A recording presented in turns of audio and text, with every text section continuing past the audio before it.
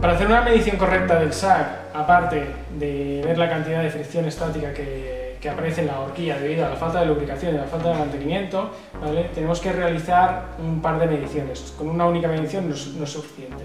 La primera medición la hacemos con el ciclista en la posición normal con la que monta en bicicleta, ¿vale?, y comprimimos ligeramente.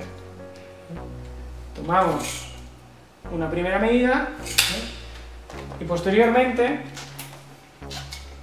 extendiendo la horquilla, volvemos a medir.